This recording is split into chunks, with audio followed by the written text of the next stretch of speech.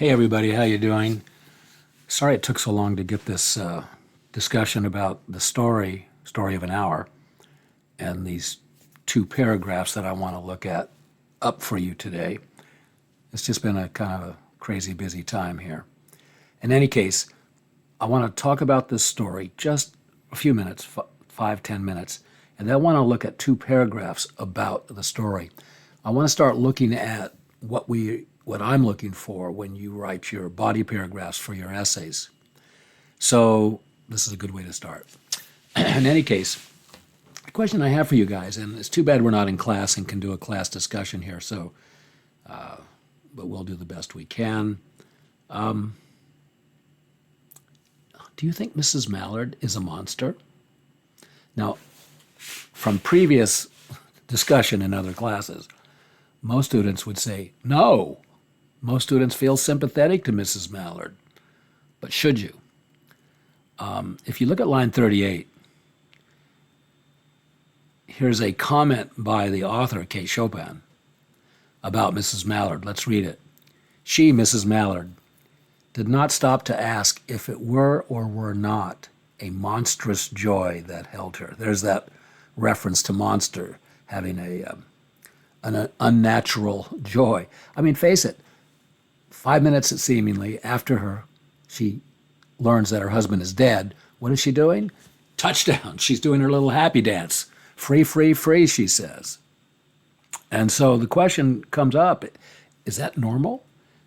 Is that the way people would be? How would you like it if your significant other person in your life, your love interest, thought you had died and then 5, 10 minutes later was jumping for joy? I don't think you'd be thrilled. And in fact, just the opposite. And here, the next sentence there, line 38, 39 says, a clear and exalted, of course, is where she's feeling really high and mighty. Exalted perception enabled her to dismiss the suggestion that it was a monstrous joy, to dismiss this suggestion as trivial. Of course, trivial means unimportant, small. So she didn't ask herself that question. That was a trivial question for her. The only thing that mattered was her sudden freedom. So that brings us to another question. If we're going to be sympathetic to her, why would she feel that way? Why would she do her happy dance after learning her husband has been killed, or supposedly killed, obviously?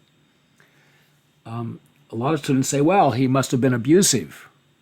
But we have evidence. Now, one of the things we're going to do all semester is look for evidence specific in the story, and we want to base our interpretations, our opinions, on reasonable interpretations of the evidence. And we do have evidence about how he treated her. Let's go to line 40. She knew that she would weep again when she saw the kind, tender hands folded in death, the face that had never looked save with love upon her, fixed and gray and dead. Now, save there means accept. That Brentley never looked except with love upon her, that he has kind, tender hands. So obviously, our author, Kate Chopin, put that in there to tell us, no, he didn't abuse her, and just the opposite. He was really nice. He was a great guy. So why is she happy? What is her problem? What is the theme of this story? These are all issues that we kind of need to tackle.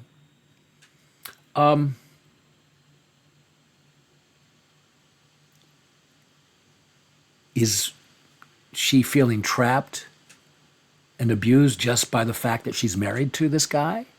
Maybe he wasn't mean to her, but she just feels trapped.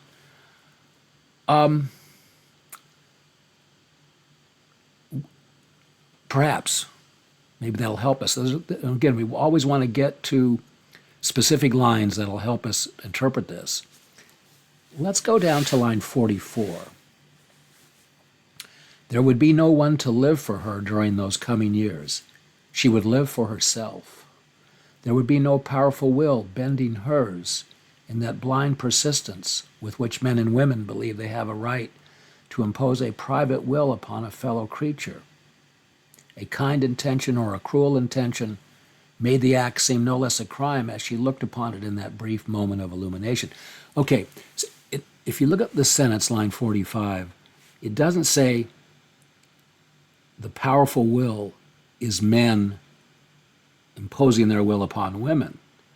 No, it's men and women opposing their will upon each other. So she's at some pains to suggest that. This is not about men abusing women or having this superior position where they take advantage of women. No, it's men and women. And I don't know if any of you are married, but those of us who have been married for a while know that that's the way marriage goes. There's a give and take. Sometimes it's the woman, the wife, imposing her will upon the husband. When my wife says, take the garbage out, when I just walk in the door from work and I'm tired, is she trying to impose her will upon me? I guess she is. And I guess other times I'm going to impose it upon her. That's marriage. That's give and take. Is this story about marriage? Not necessarily about women being oppressed by men in any way? You might be able to make that argument. There's a lot of different things we could talk about. Also, line 49, and yet she had loved him sometimes. Often she had not. What did it matter?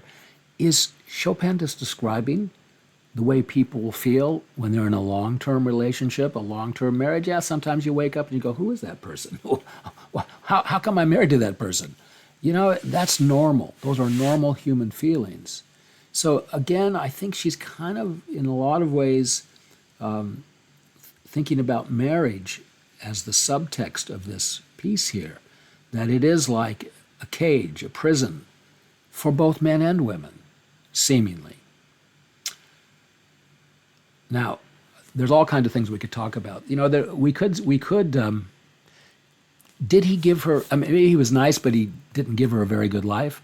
Well, we have evidence about that too. She's got a 2-story house.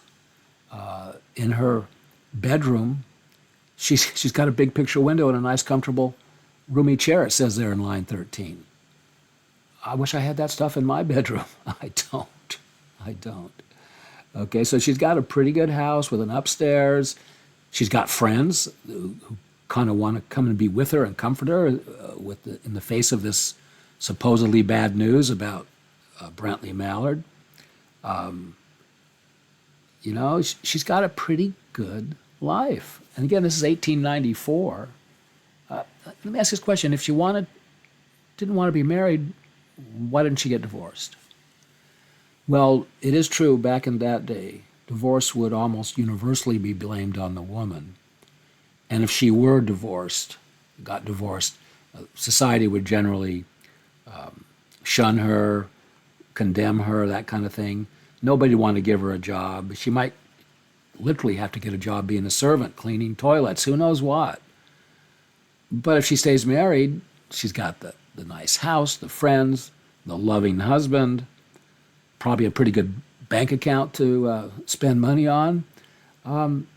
Things look pretty good. And so maybe she's just staying married because it's easier. Maybe she's a gold digger. No, I don't want to go that far. We don't have any evidence of that. Now, there are things that might lend us to have sympathy for her.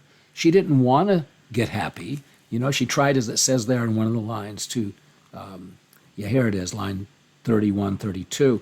Now her bosom rose and fell tumultuously. She was beginning to recognize this thing that was approaching to possess her, and she was striving to beat it back with her will. She was trying to keep it away, this feeling of happiness. But she was powerless, it says in the next words, as powerless as her 2 white, slender hands would have been. So it's almost like she can't help it. But, and there's some symbolism in here. When she looks out that window a little earlier, she sees the blue skies, the fresh smell of the air following a rain. A peddler was calling out to sell his stuff. This is line 16 and 17.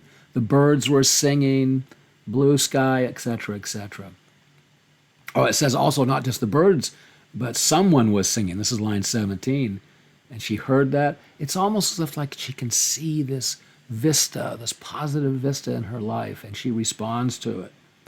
although she resists at first. Now, a lot of critics have looked at her heart trouble as a symbol of love trouble, heart representing, symbolizing, the seat of love. Yeah, maybe she's got love problems. I don't know. But it doesn't seem to be coming from her husband, but from within her that the problem exists. Now, again, there's a lot more we could talk about, but I want to get on to this paragraph discussion. Let's discuss her death. Why did she die? And typically I find that a majority of students don't quite get it. They think, oh, she was shocked to see Brentley at the front door. Yeah, she was shocked. But was she shocked in a positive way? Oh my God, there he is. I'm so happy. Or in a negative way? Oh my God, there he's back. I'm miserable. A lot of critics take the second point of view, that she was shocked in a negative way. She had seen that blue sky, that rosy future, and freedom, and suddenly the cage door swings shut with the reemergence of Brentley, her husband. And it's almost, some critic said, she was almost like purposely committing suicide in some way by stressing her heart or something, because she did not want to go back into that cage of marriage. So that's the pretty standard interpretation of this. Now, the last line, when the doctors came, they said she had died of heart disease, of joy that kills. One thing about Chopin, she hated doctors, and particularly because the way they treated women who were having, emotional or psychological problems back in that day. And so she wrote elsewhere of her disdain for the doctors and the way they practice medicine. And so I think that's a little bit what's come into play here. She's basically ironically saying, yeah, they got it all wrong again. She didn't die of a joy that kills, but maybe a terrible shock in a negative way that kills. So there's your standard interpretation of this story. Now, I'm going to leave the story, that is, and let's go to these two paragraphs I talk about, and they are about Mrs. Mallard. One of the things we need to get started on is looking at